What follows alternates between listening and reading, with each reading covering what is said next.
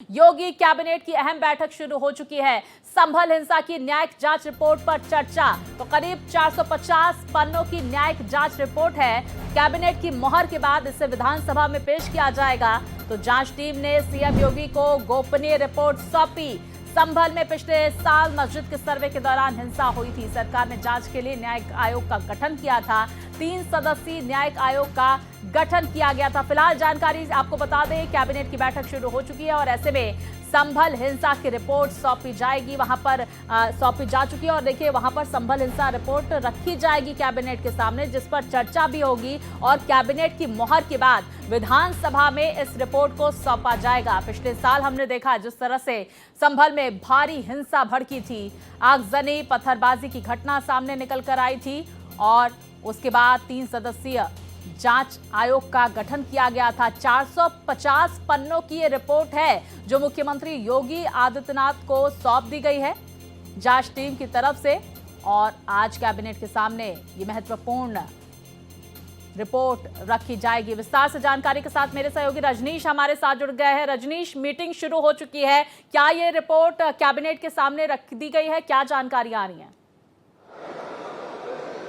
देखिए, कैबिनेट की बैठक स्टार्ट हो चुकी है जिसमें सारे कैबिनेट मंत्री, दोनों डिप्टी सीएम मौजूद है और जिस खबर की आप बात कर रही थी, न्यायिक आयोग ने 450 जो पेज का रिपोर्ट था उन्होंने सीएम को सौंपा था।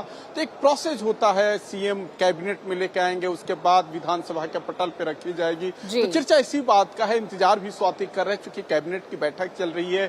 क्योंकि फर्स्ट डे ही डिप्टी सीएम कहे थे कि इसकी जो कॉपी होगी विधानसभा में रखी जाएगी, वहां कैबिनेट में रखी जाएगी, कैबिनेट पर डिस्कशन होगी, कुछ देर में प्रेस होगी। जो टाइम था, टाइम थोड़ा सा बढ़ गया है क्योंकि तमाम ऐसे मुद्दे हैं जनहित की जिस पर भी चर्चा होनी जरूरी है, वो लोग भी आ गए हैं। तो थोड़ा सा स्वाति इंतजार कर लेते हैं। मैंने प्रोसेस बताया है, जिस डेमोग्राफी की बात की गई थी तो वहाँ डेमोग्राफी चेंज हो गया था। उसी आधार में उत्तर प्रदेश में और भी जिले जो नेपाल से सीमावर्ती जिले हैं वहाँ की भी डेमोग्राफी बदलने की धीरे धीरे लोग रजनीश, मैं ये समझने की कोशिश करूंगी, क्या प्रेस ब्रीफिंग भी रखी गई है इससे संबंधित?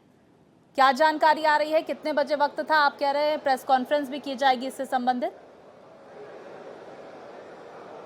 अब देखिए, उसी पीसी का इंतजार है क्योंकि कैबिनेट की बैठक हो रही है। कैबिनेट की बैठक गोपनीय होती है, लेकिन जिस दिन रिपोर्ट रखी गई थी वहीं सरकार के जिम्मेदार पदाधिकारी ने कहा था कि इसकी कैबिनेट में हम लोग लेके जाएंगे, क्योंकि एक प्रोसेस होता है स्वाति कि कैबिनेट के बाद ही विधानसभा के पटल पे रखी जाएगी।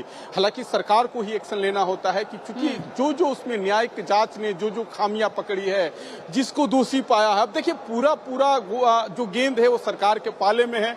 सरकार उस गेंद से कैसे खेलती है, उसको बाउंड्री लाइन के बाहर भेजती है या अपने पाले में रखती है, उसको कब बाहर भेजती है, क्योंकि एक प्रोसेस होता है। मैं बार इस बात की इसलिए कह रहा हूं कि न्यायिक आयोग जो है, जिसमें हाईकोर्ट के जज थे, पूर्व आईएएस रहे रिटायर, पूर्व डीजीपी उत्तर प्रदेश के के जैन, अमित मोहन प्रसाद, तो इन लोगों ने सरकार के पाले में डाल दिया है कि हमने ये जांच किया, ये लोगों की इसमें संलिप्तता थी, ये भूमिका थी, पहले क्या था, बाद में होने की क्या स्थिति है।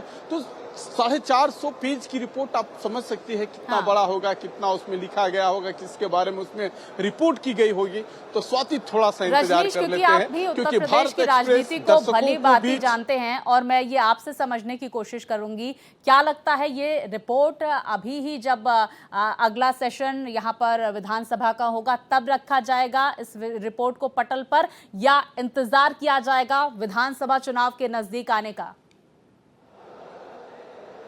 अब देखिए, अब जो आपने कहा ना कि सियासी पार्टियां नाफा नुकसान की गणित देख के ही कोई भी काम करती है, लेकिन माना जा रहा है कि जो बजट सेशन होगा, हालांकि सरकार की मंशा के अनुरूप जब भी सरकार चाहेगी विधानसभा की विशेष सत्र आहूत कर सकती है, लेकिन ऐसा नहीं लग रहा है। थोड़ा सा कैबिनेट पे क्या डिस्कशन होता है, पूरा कैबिनेट क्या मन बनाता है इस न्यायिक जांच के रिपोर्ट पे, तो थोड़ा सा इंतजार कर लेते हैं। लेकिन आपने जो कहा कि 2027 का भी चुनाव लंबा वक्त तो है, लेकिन उतना भी लंबा वक्त नहीं है, तो लंबा इंतजार करना है क्योंकि क्योंकि सरकार भी पूरी तरीके से चुनावी मूड में आ गई है। कल भारतीय जनता पार्टी का एक वर्कशॉप का आयोजन किया गया है जिसमें तमाम जिलाध्यक्ष, प्रदेश पदाधिकारी, जिम्मेदार चेहरे मौजूद रहेंगे।